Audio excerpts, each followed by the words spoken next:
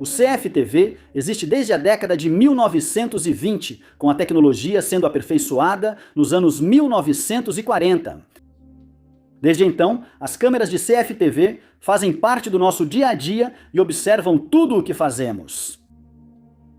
Em investigações policiais, o CFTV é uma pista valiosa, já que muitos criminosos não se dão conta de quantas câmeras estão os observando a todo momento.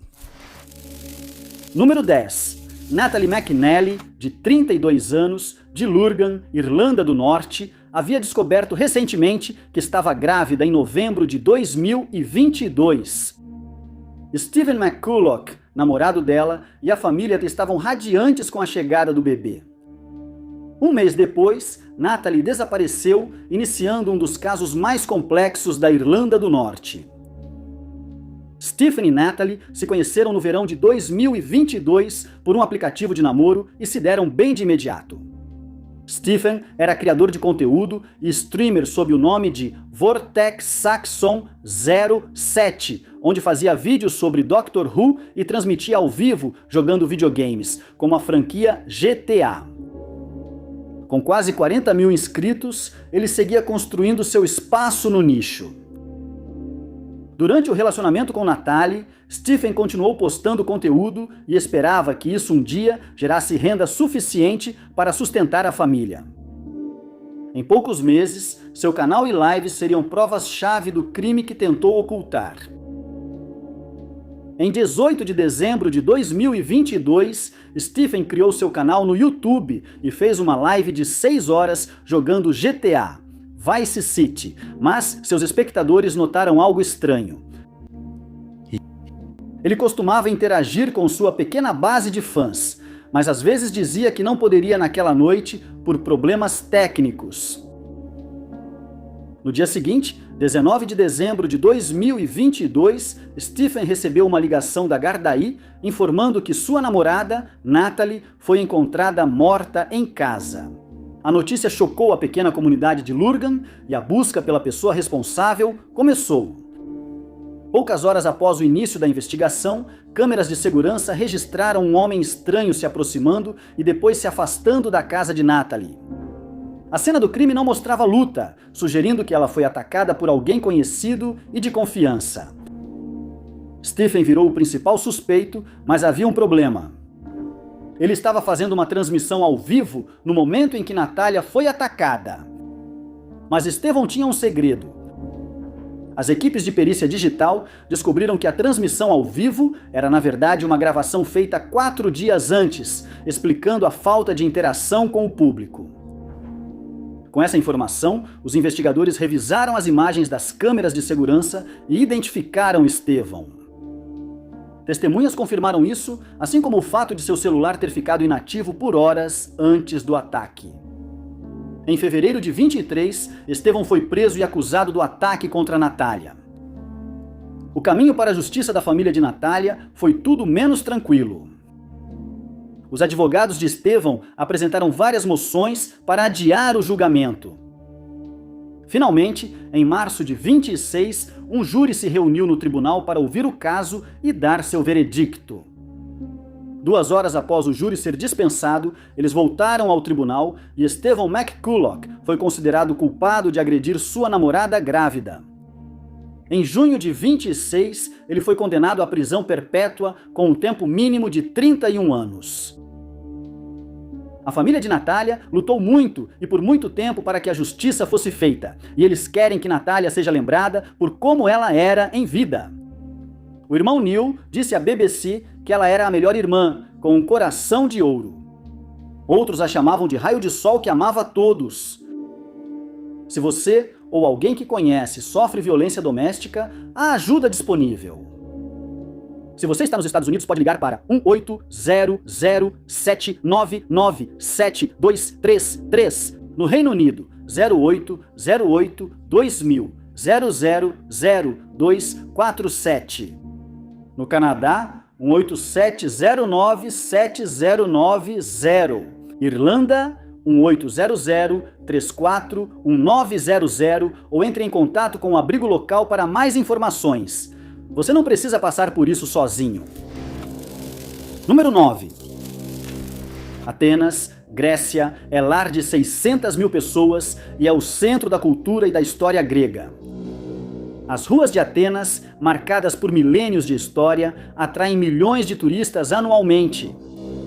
Em 2026, Atenas estaria nas manchetes por um motivo bem diferente.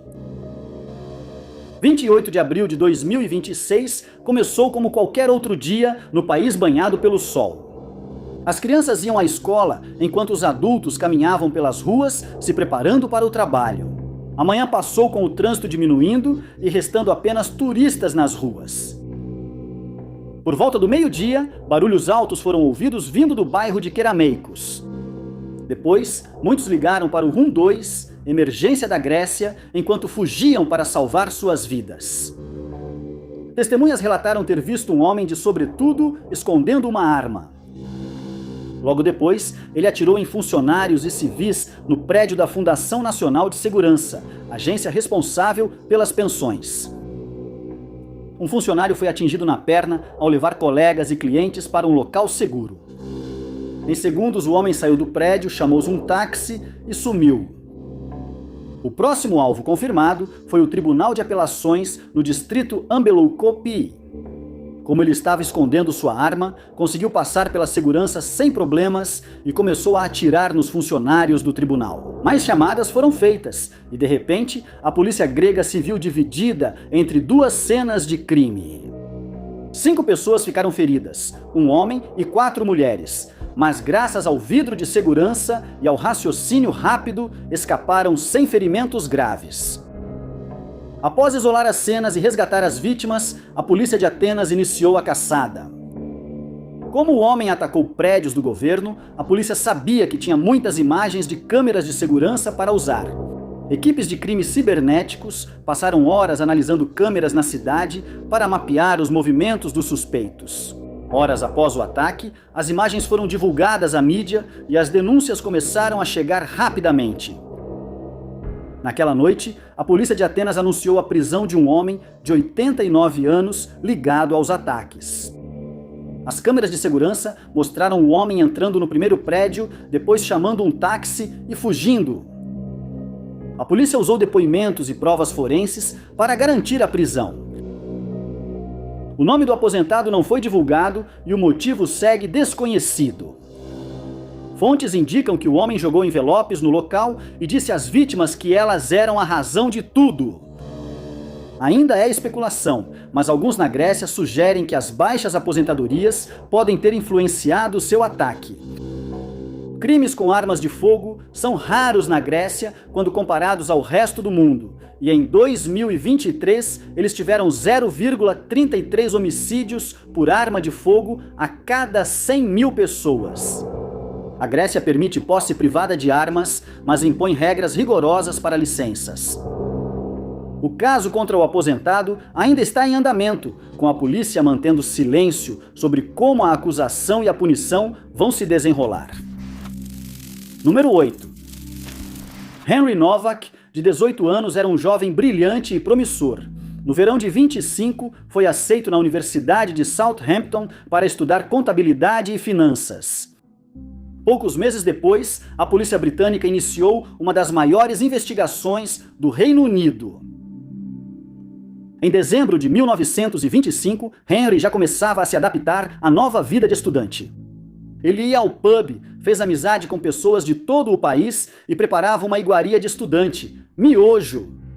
3 de dezembro foi um dia comum para Henry.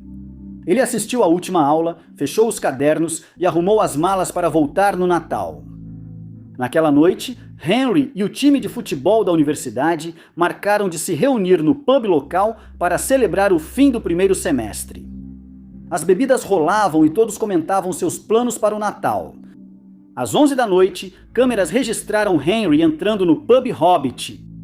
Pouco depois, ele saiu sem pedir bebida. As câmeras registraram Henry voltando sozinho para sua acomodação com o celular na mão. Enquanto caminhava, Henry começou a gravar um vídeo no Snapchat e, ao entrar na Belmont Road, encontrou Vikram Singh Digwa, de 23 anos. A polícia recuperou o vídeo que mostra Vikram se afastando de Henry enquanto Henry gritava: "Você é um cara mau! Fala que você é mau! Vai, fala!" Segundo relatos, Vikram se virou e disse: "Sou um cara mau", antes de tirar o telefone da mão de Henry. Depois de arrancar o telefone de Henry, Vikram puxou seu kirpan, uma lâmina cerimonial carregada por Sikhs como parte de seu compromisso religioso, e começou a atacar Henry, atingindo-o no peito, na perna e no rosto. Moradores da Belmont Road ouviram a confusão e logo ligaram para o 9 ao verem Henry cambaleando na rua. A polícia de Hampshire chegou rapidamente e prendeu Henry, após Vikram alegar que ele fez comentários depreciativos sobre sua raça e religião. Com a confusão, os policiais não socorreram Henry e só começaram a reanimação cardiopulmonar 10 minutos depois.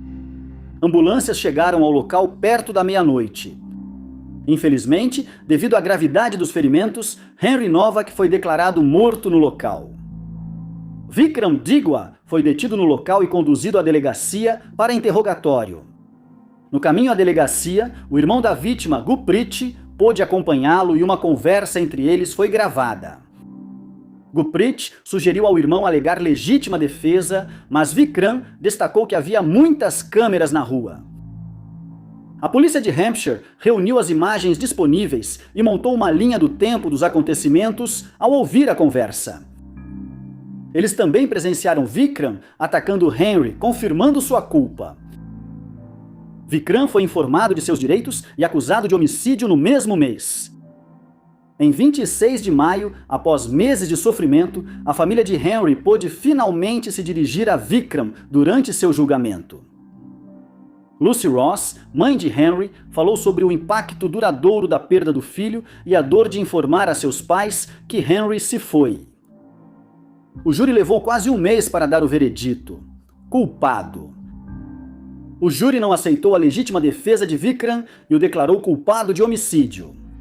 Em 1º de junho de 2026, Vikram foi condenado à prisão perpétua, com mínimo de 21 anos. A polícia de Hampshire conduz atualmente um inquérito público sobre o caso e sobre como essa conduta foi permitida. O pai de Henry destacou o legado do filho e deseja que ele seja lembrado como um menino feliz, travesso, brilhante e ambicioso. Ele disse que não queria que o nome do filho gerasse divisão, ódio ou tensão. Henry Novak será lembrado por seu amor pelo futebol, matemática e por sua família. Número 7. Os casos de John e Jane Doe costumam ser os mais difíceis de resolver, pois os investigadores não só precisam descobrir quem é o responsável por sua morte, mas também quem eles são. Casos de pessoas não identificadas nos Estados Unidos recebem mais atenção pelo sistema organizado, como o NAMB NABUS. Diversos casos no mundo também exigiriam nossa atenção igual. O Dia dos Namorados é uma celebração do amor, seja com parceiro, parceira ou amigos. Para policiais em Melbourne, Austrália, o Dia dos Namorados começou de forma diferente. Às 11 da manhã, a polícia de Melbourne atendeu a um chamado do rio Merriwa-Long, próximo à rua Canning. Passantes notaram o corpo de um homem boiando na água. Ao chegarem, encontraram o homem inconsciente. Apesar dos esforços, os socorristas não conseguiram salvá-lo e ele morreu no local. Até a publicação, a causa da morte não foi divulgada, mas a polícia de Melbourne busca descobrir sua identidade. Segundo relatos, o homem era branco, tinha entre 21 e 50 anos, cabelo escuro e barba. Ele tinha várias tatuagens distintas. Mãe, 1964 a 2006, em seu antebraço direito. Senhor Horsepower, também em seu antebraço direito, o contorno de chamas em seu braço esquerdo e um personagem no estilo pica-pau peludo na parte externa do braço direito. Ele foi encontrado com camiseta escura escrita barbeiro, jeans e meias pretos, cinto com taxas, tênis brancos e colar de prata.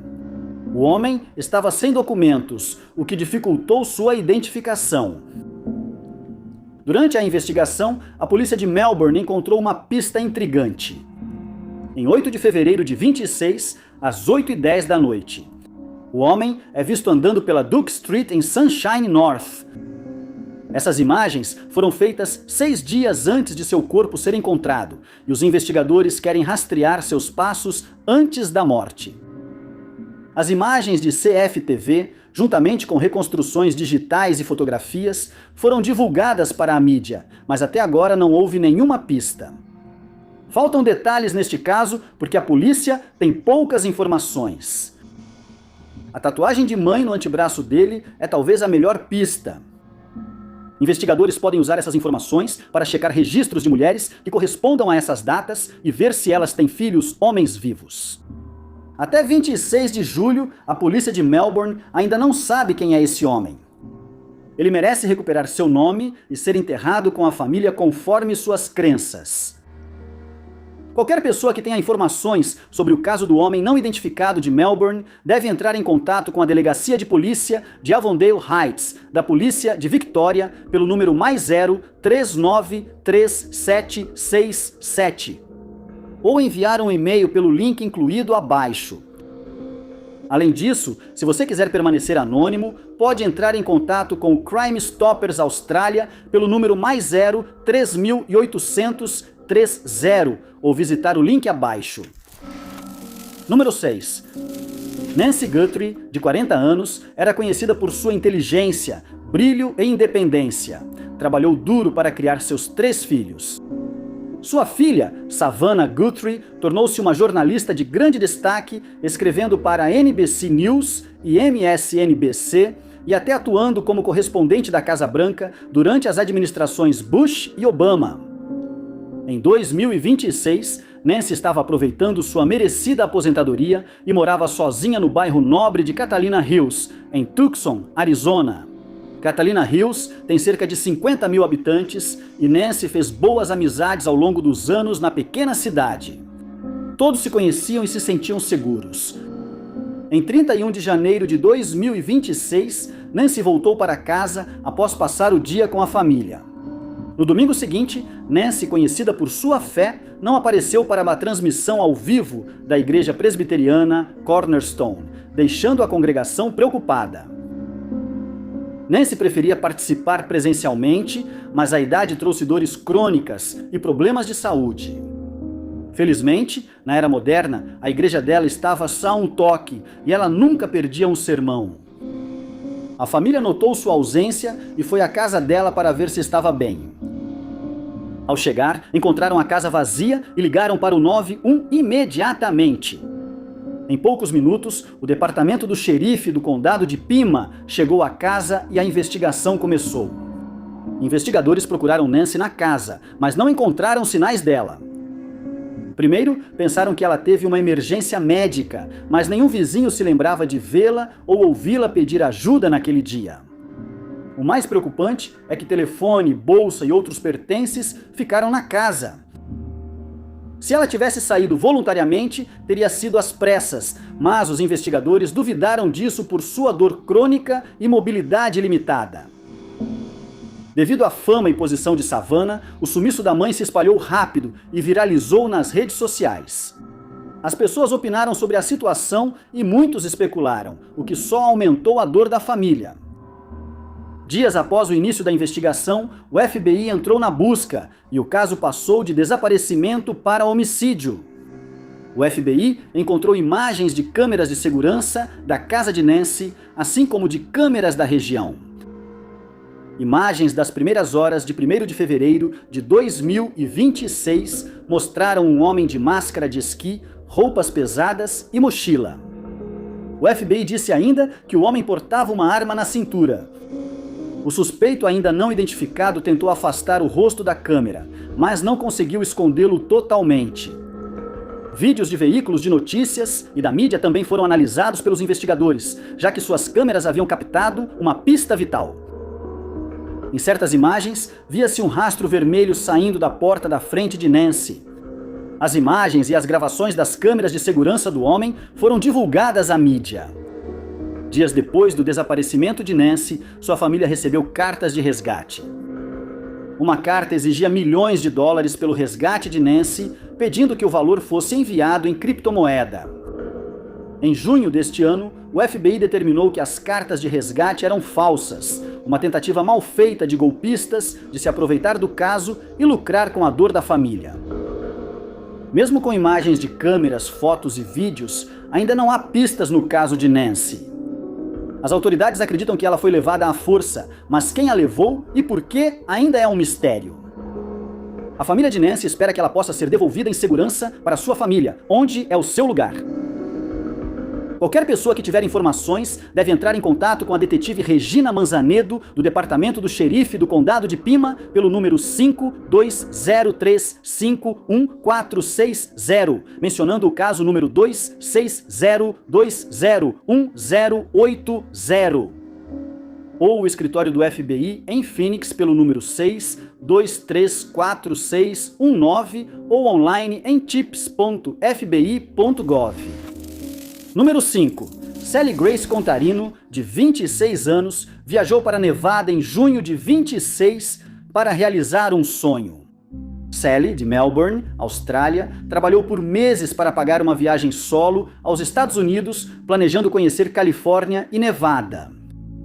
Um dia antes de voltar para casa, Sally desapareceu e investigadores tentam encontrá-la. No início de junho, Sally voou de sua casa para os Estados Unidos para começar sua viagem solo. Tudo estava como Sally esperava, e ela já aguardava ansiosa por essa viagem há algum tempo. Quando Sally aterrissou, ela mandou mensagem para seus amigos e familiares para avisar que estava bem. Ela iniciou a jornada na Califórnia, visitou pontos turísticos famosos e enviou várias fotos à família. Quando terminou lá, ela foi para Nevada, mais especificamente Las Vegas, a capital mundial da diversão. No dia 19 de junho, 2 dias antes de ela voltar para casa, ela enviou uma mensagem para seus amigos dizendo: "Estou prestes a subir a Lone Mountain, depois vou voltar para casa. Meu voo é amanhã." Sabemos que Sally terminou sua caminhada sem problemas e retornou ao centro de Las Vegas. Em 21 de junho, os familiares de Sally aguardavam sua chegada no aeroporto de Melbourne. Porém, ao verem o último passageiro sair da retirada de bagagens, perceberam que algo estava errado. Eles entraram em contato com a companhia aérea pela qual Sally estava viajando e descobriram que ela nunca embarcou no voo. Os pais dela contataram o Departamento de Polícia de Las Vegas para relatar o desaparecimento da filha, iniciando uma investigação. A polícia rastreou seus últimos passos e achou imagens de segurança do dia 19 de junho. As imagens mostram Sally no Timbers Bar and Grill, onde funcionários disseram que ela permaneceu por cerca de 2 horas. Ela parecia feliz e animada por voltar para casa no dia 21. Depois de comer, ela saiu do bar e grill a pé. Mais câmeras de segurança registraram quando ela retornou ao hostel do Bangalô na 1236 Las Vegas Boulevard. Mais tarde naquele dia, 20 ou 21 de junho, não está claro pelos relatos. Sally avisou a equipe do hostel que voltaria para buscar a bagagem, pois embarcaria em um ônibus para Mount Charleston, noroeste de Las Vegas. Ela não foi mais vista ou ouvida depois disso. Quando a polícia de Las Vegas chegou ao hostel, recuperou sua bagagem e demais pertences pessoais. Eles notaram que a passagem de ônibus dela para Los Angeles, onde pegaria o voo para casa, não foi registrada. O Monte Charleston foi vasculhado com cães farejadores, mas nada foi encontrado. Recentemente, um vídeo alarmante de Sally surgiu na internet. O vídeo, de 17 de junho, mostrava Sally sendo abordada por um sedutor profissional fora de um 7-Eleven na Boulder Highway. O homem desconhecido se aproxima de Sally e a convida para sair, mas ela recusa, dizendo que tem namorado. A polícia de Las Vegas investiga o vídeo e o autor da gravação, mas ainda não se sabe se ele tem ligação com o desaparecimento dela. O Departamento de Polícia de Las Vegas informou que Sally é uma adulta desaparecida em situação de risco, podendo estar em sofrimento emocional grave ou precisar de atendimento médico. A polícia não explicou por que pensa que ela sofre emocionalmente ou precisa de atendimento médico. O vídeo de Sally fora do 7-Eleven atraiu nova atenção para o caso. Apesar das especulações, é importante lembrar que o homem envolvido não foi acusado e continua inocente até prova em contrário. Vale lembrar o impacto emocional que especulações causam nos amigos e familiares de Sally, que verão esses comentários nas redes sociais. Sally Grace. Contarino é uma mulher branca, cabelos e olhos castanhos, 1,65 metros de altura e cerca de 59 quilos. Ela foi vista pela última vez com moletom cinza e azul, shorts jeans e tênis preto e branco. Qualquer pessoa com informações deve entrar em contato com o Departamento de Polícia de Las Vegas pelo telefone 70-2828-2907, mencionando o número do caso LLV 2.606.83.886, ou enviando um e-mail para o endereço eletrônico informado abaixo. Número 4. Escócia, terra do haggis, quilts, gaitas de fole e pessoas das mais amigáveis que você pode conhecer. Ao pensar em gangues e famílias do crime, quem não é europeu dificilmente imagina a Escócia como o lar desses grupos. Em 2026, uma longa rivalidade entre duas das maiores famílias da Escócia finalmente chegou ao auge. Em 2 de março de 2025, um carro foi encontrado incendiado em Edimburgo. Nos dias seguintes, empresas em Edimburgo e Glasgow se tornaram alvo de grandes ataques incendiários. Em 4 de abril, uma casa na Hay Drive, em Edimburgo, foi incendiada por volta da 1h20 da manhã. O incêndio foi tão forte que atingiu a propriedade vizinha. Os bombeiros controlaram o incêndio e não houve feridos graves. Durante o mês seguinte, casas, comércios e carros foram alvos dos 2 maiores sindicatos do crime do país, a família Daniel e a família Lyon. Em 22 de maio, a violência cresceu quando um homem de 55 anos foi atacado em casa em Glasgow. Testemunhas oculares lembraram de ver 4 ou 5 homens saltando de um Range Rover preto para iniciar o ataque antes de fugirem de carro. A polícia escocesa sabia que precisava controlar os ataques, então lançou a Operação Portulaoise. Na investigação, encontraram imagens de câmeras mostrando 3 homens incendiando casas em Glasgow e Edimburgo. No final de 2025, 3 homens, Marshall O'Hara, de 21 anos, Fraser Stewart, de 22 anos, e Aidan McLaughlin, de 21 anos, foram todos presos por envolvimento na onda de ataques entre as duas cidades. Os promotores informaram ao tribunal que câmeras de campainha registraram os 3 homens despejando gasolina em uma caixa de correio e ateando fogo. O trio estava entre as dezenas de presos pela disputa que dominava a Escócia.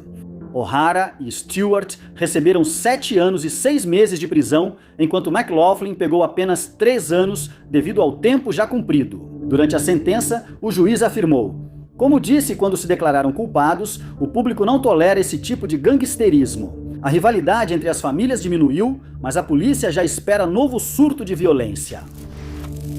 Número 3. Em 21 de maio de 2026, a polícia da cidade de Ho Chi Minh, no Vietnã, recebeu uma ligação de um pequeno restaurante. Pessoas no restaurante ligaram para relatar um homicídio ocorrido diante de seus olhos. Em menos de 24 horas, o Departamento de Polícia de Ho Chi Minh solucionou o caso graças às câmeras de segurança. Antes das 22h, a polícia foi chamada a um pequeno restaurante discreto nas movimentadas ruas da cidade de Ho Chi Minh. Quando chegaram, encontraram o corpo de Lorenzo Lamalu, de 24 anos, cidadão australiano. Inicialmente, Lorenzo Lamalu parecia um turista no Vietnã, mas com as descobertas da polícia, o caso se esclareceu. De volta à sua terra natal, Austrália, o jovem australiano vinha ascendendo no submundo do crime. Segundo relatos, a polícia acredita que Lorenzo Lamalu, o falecido, era um membro de alto escalão do Cartel do Coco, organização criminosa formada principalmente por homens e ilhéus do Pacífico, samoanos e outros. O nome, antes usado como insulto aos ilhéus do Pacífico, foi agora apropriado pelo grupo. As equipes forenses conseguiram trabalhar na cena e logo no início da investigação descobriram que a rua onde o crime ocorreu estava repleta de câmeras de segurança. As imagens de 21 de maio foram analisadas e o caso resolvido em minutos. Imagens das gravações mostram 2 homens indo até Lorenzo no restaurante. Quando se aproximam, eles colocam as mãos nos bolsos e sacam uma arma de fogo, atacando Lorenzo onde ele está sentado. Com as imagens das câmeras de segurança, a prisão ocorreu em apenas 72 horas. Vá, de 27 anos, que acredita-se ter puxado o gatilho, e Taffy Steve, de 23 anos, foram presos e acusados em conexão com o incidente. A investigação segue e um dos homens admitiu ter sido contratado para o assassinato. Número 2. Chris Bagdasarian, de 85 anos, foi descrito como um cavalheiro bondoso que amava sua família e a comunidade. Chris era viúvo há anos e morava sozinho em Sydney. Em 13 de fevereiro de 2026, Chris desapareceu misteriosamente e imagens de câmeras de segurança levariam a polícia até os responsáveis. Chris era apegado à sua rotina, então, quando sua família não teve notícias dele até a tarde do dia 13, percebeu que algo estava errado. Ele era um avô, tio e pai dedicado, e sua família sabia que ele nunca desapareceria por vontade própria. Devido à sua idade, a polícia de Sydney agiu rapidamente e iniciou uma busca de 11 dias por ele. Na investigação inicial, encontraram sinais de arrombamento na casa no subúrbio e perceberam que precisavam investigar mais. Usando câmeras de CFTV e campainhas com câmera, a polícia descobriu imagens das primeiras horas da manhã de 13 de fevereiro. Nas imagens, um carro cheio de pessoas está parado em frente à casa dele, enquanto 2 homens vasculham a área. Investigadores divulgaram as imagens ao público, esperando que alguém reconhecesse eles ou o carro. A polícia supôs que Chris foi sequestrado de casa por volta das 5h e levado para outro lugar. As suspeitas se confirmaram com a descoberta dos restos mortais de Chris, abandonados nos arredores de Sydney. O legista determinou que Chris sobreviveu por cerca de 40 horas após ser levado de sua casa. A polícia trabalhou por meses, investigando e recebendo dicas do público. Com imagens das câmeras de segurança e outras evidências, vários homens foram presos pelo crime. A polícia de Sydney declarou à imprensa, após as prisões, que Chris foi vítima de identidade equivocada. O avô carinhoso foi confundido com um parente de Dimitris Tepanian, empresário rico das proximidades. O processo contra os homens segue em andamento, com a justiça australiana se preparando para seus julgamentos. A família de Chris declarou à imprensa que deseja que ele seja lembrado por sua alma bondosa. Ele foi um pai, irmão, tio e avô dedicado. Ele era profundamente amado, gentil e a pessoa mais bondosa que conhecemos, alguém que jamais faria mal a uma mosca. Número 1. Natalia Villalobos, de 6 anos, era uma influenciadora e modelo famosa na Colômbia. Ela já tinha milhares de seguidores no Facebook, Instagram e TikTok e buscava ampliar ainda mais seu alcance. Em 3 ou 4 de junho, segundo fontes, Natália reservou um quarto em um condomínio de luxo em Bogotá, capital da Colômbia, para 14 noites. As 13 primeiras noites passaram sem incidentes, com Natália saindo para reuniões, jantares e explorar a cidade. O dia 21 de junho, data prevista para o check-out de Natália, passou sem confirmação se ela saiu formalmente do condomínio. No dia 22 de junho, uma faxineira entrou no apartamento onde Natália estava hospedada e sentiu um cheiro forte. A faxineira foi ao banheiro para descobrir o cheiro e achou uma mala no chuveiro. Preocupada, a faxineira abriu a mala e descobriu os restos mortais de Natália dentro dela. A cena foi isolada e a polícia de Bogotá chegou para iniciar a investigação.